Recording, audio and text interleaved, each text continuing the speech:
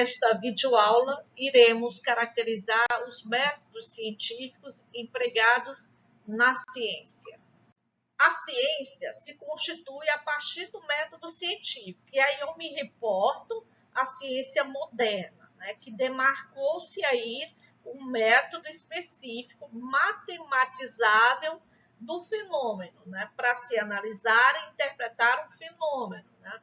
Bem, então podemos pensar em métodos científicos à medida que a ciência, né, ela foi modificando-se em sua forma de fazer a ciência ou olhar os objetos do mundo, da realidade. Então, podemos fazer escolha de métodos científicos apropriados, né, a depender, né, do objeto, a depender da natureza do objeto, a depender dos recursos materiais disponíveis, do nível de abrangência do estudo e também, né, do próprio pesquisador, que precisa se apropriar, né, do arcabouço teórico, de toda uma literatura necessária para que ele possa articular criativamente os dados teóricos com os dados empíricos.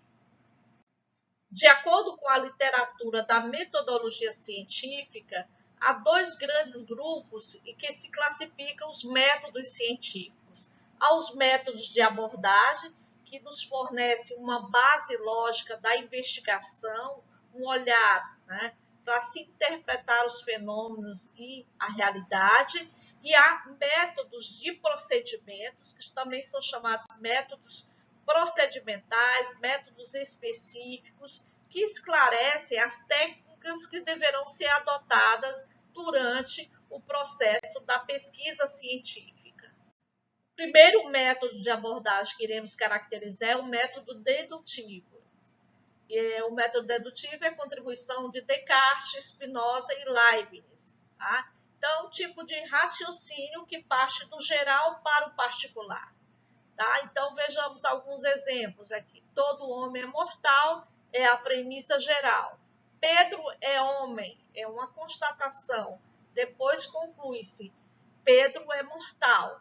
O outro exemplo, todo mamífero é vertebrado. Premissa geral, todo homem é mamífero. Todo homem é vertebrado. Então, é um raciocínio que parte do geral para o particular. O segundo método de abordagem é o método indutivo, que foi contribuição de Bacon, de Hobbes, Locke e Hume. Nesse tipo de método, se pressupõe que o conhecimento ele é fundamentado na experiência.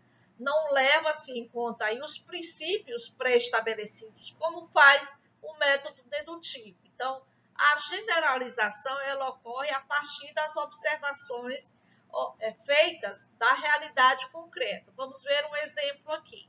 Este pedaço de fio de cobre conduz energia. Este segundo e este terceiro pedaço de fio de cobre conduzem energia. Logo, aí se generaliza, todo fio de cobre conduz energia. Então, veja, parte do particular para o geral. O terceiro método de abordagem é o método hipotético dedutivo de Karl Popper. Tá? Popper foi crítico ao método indutivista justamente por conta das generalizações que faziam, ou seja, partia dos casos particulares e faziam conclusões, né, gerais sobre esses casos particulares. Bem, no caso do método hipotético dedutivo de Popper, né, ele vai dizer o seguinte, ele parte de dificuldades do problema de pesquisa, se elabora, se conjecturas, faz conjecturas e hipóteses, e essas hipóteses elas são falseadas. No processo de testagem dela, se procede pela via do falseamento, ou se busca falseá-la. Se ela resistir, né, ao falseamento, então a hipótese será validada. Tá? Esse método é bastante diferente do método dedutivo, pois no dedutivo se vai procurar a todo custo confirmar a hipótese, ou seja, a partir da constatação na realidade. Tá? Então, o método hipotético dedutivo, né, é um método que, inclusive, né, mostrou que a ciência, né, ela precisa trabalhar, ela não pode se dogmatizar, ela é um conhecimento transitório, né, e é um tipo de conhecimento, ou melhor dizendo, de um método que é muito utilizado nas ciências naturais e pouco nas ciências humanas e sociais. O outro método de abordagem é o método dialético. Vejamos a palavra dialética. Na antiguidade, o sentido era a arte de dialogar, né?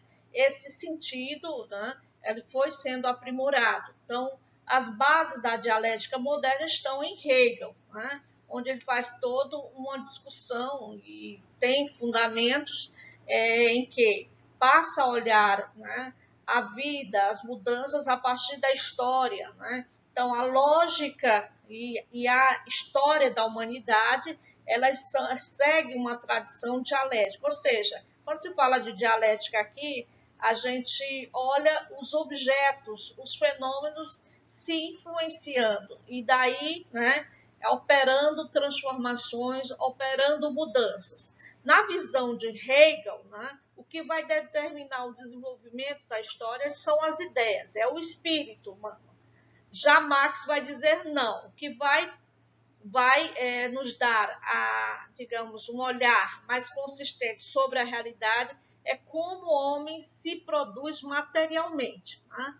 Existem alguns princípios, né, que demarcam esse método. Por exemplo, a unidade dos opostos. Todos os objetos e fenômenos apresentam aspectos contraditórios que são organicamente unidos e constituem a indissolúvel unidade dos opostos. Tá? O outro princípio, quantidade e qualidade. Quantidade e qualidade são características imanentes a todos os objetos e fenômenos estão interrelacionados. Tá? Então, as mudanças quantitativas, elas geram mudanças qualitativas. A negação da negação. A mudança nega o que é mudado e o resultado, por sua vez, é negado. Mas esta segunda negação conduz a um desenvolvimento e não a um retorno ao que era antes. Vejam, é um método de interpretação bastante dinâmico e que é totalizante da realidade à medida que ele olha os fenômenos não de forma isolada. O método fenomenológico foi apresentado por Edmund Husserl, tá? Século XIX. Ele vai ser caracterizado não como um método, né, preocupado em entender as causas, mas esse método ele está preocupado em descobrir a coisa como ela é. Né? Então, vejam, ele não é nem indutivo e nem dedutivo. Ele vai preocupar-se com a descrição direta da experiência tal como ela é. Então, um tipo de método muito comum nas ciências sociais e humanas, fenômenos da área da psicologia, né? da área social. Tá? Então, a realidade, ela é construída e entendida como compreendida, interpretada e comunicada pelo resultado da pesquisa. A realidade não é única, existem tantas quantas forem as suas interpretações e comunicações. O sujeito ator é reconhecidamente importante no processo de construção do conhecimento. Então, vejam, o pesquisador ele vai tomar como elemento de sua pesquisa, né, aquilo que é narrado, é a experiência que está sendo narrada por um sujeito. Né? E esses elementos é a matéria-prima, né, de análise, de interpretação do pesquisador. Então, vejam, é um método que não está preocupado em mostrar uma verdade, mas compreender como as coisas realmente acontecem. Deixamos aqui algumas referências que foram objetos da minha fala.